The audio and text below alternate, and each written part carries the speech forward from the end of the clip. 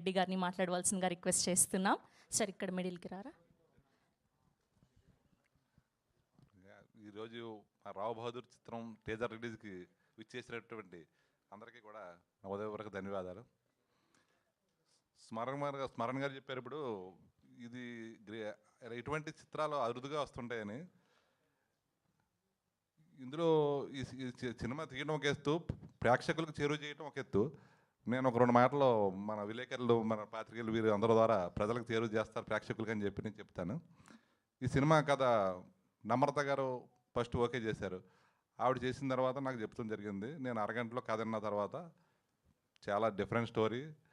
మనం ప్రేక్షకులకు సినిమా ఎందుకు చూపిస్తున్నాం, వాళ్ళకి ఆనందం పంచాలి, మేము సేఫ్గా ఉండాలి, ప్రేక్షకులు కూడా సినిమా చూసి మంచి సినిమా తీశారు, ఒక వినోదాత్మకంగా అందించారు, మంచి చిత్రం అని చెప్పి వాళ్ళు అనుకోవాలని చెప్పి తపన పడుతుంటాం మేము. అంతే తప్ప ఏదో సినిమా తీసినప్పుడు ఎంతోమంది స్టేజ్ మీద చెప్తారు మా సినిమా చాలా బాగుంటుంది చూడండి అని, అందరూ నమ్మే తీస్తారు.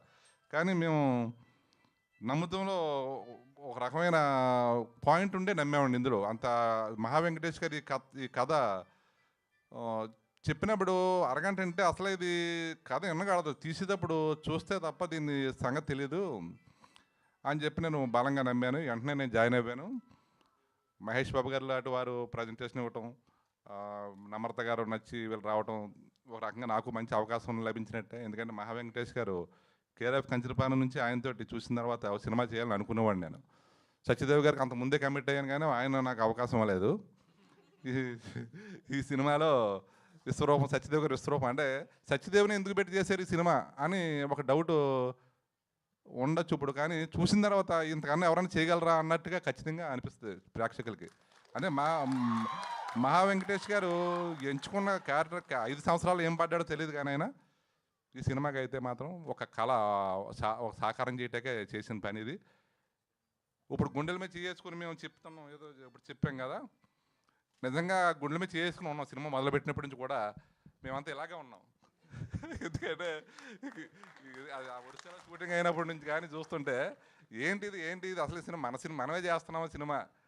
ఈ అనురాగ్ శరత్ రెడ్డి గారు నాకు ఈ ప్రాజెక్ట్ తీసుకొచ్చారు, ఎందుకు వచ్చింది మనకి ఇది, లేదా మహేష్ బాబు గారు వాళ్ళతో మనం టైఅప్ అవుతాం ఏంటి అని అనేక రకాల ఆలోచనలు ఉండి వరుస చూసినప్పటి నుంచి ఇలాగే ఉన్నాను. నేను సంవత్సరం నుంచి కూడా ఇలాగే ఉన్నా. జూలై 3వ తారీఖున ఇలా కూడా అంటాను మరి. అందరూ అంత థ్రిల్లింగ్, అంత ఎప్పుడు రీచ్ చేస్తాము సినిమా అని నాకు చాలా ఆరాటంగా ఉందండి. అంటే నేను ఇప్పటిదాకా చేసినవి కూడా డిఫరెంట్గా చేస్తున్నాం. మనం బలవంతంగా ప్రేక్షకుడు రుద్దగడదాం, మన సినిమా చేస్తున్నాం, చెప్తాం వరకు మన బాధ్యత, నచ్చితే చూస్తారు లేకపోతే లేదు. కానీ ఇది ఇంకొక రకం కొత్తదనం, వేరే కొత్తదనం, ఇంతవరకు ఎప్పుడు రాలేదు.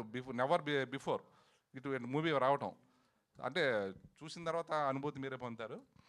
అలాగే మా స్మరణ గారు కూడా ఈ సినిమా కోసం ప్రత్యేకంగా ఆయన సాయి స్మరణ పేరు ఆ స్మరణ ఆత్మని చేసుకుంటున్నాం. బాగానే ఉంది అంతా. మొత్తం హీరోయిన్ దీపా థామస్ వాడు కేరళ నుంచి వచ్చి ఆవిడ చాలా బాగా చేశారు. ఇంత ఆనందంగా మాట్లాడుతున్నామంటే మాకు అంత కంఫర్టబుల్గా ఉంది సినిమా అయితే.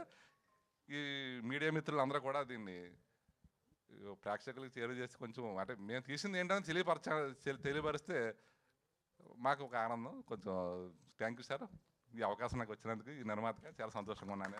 Thank you. అది అసలు స్క్రీన్ మీద కనిపించే యాక్టర్లు మాత్రమే వైరల్ స్పీచ్లు ఇవ్వగలుగుతారా? ప్రొడ్యూసర్లు కూడా ఇవ్వగలుగుతారు. అది అదరగొట్టేశారు.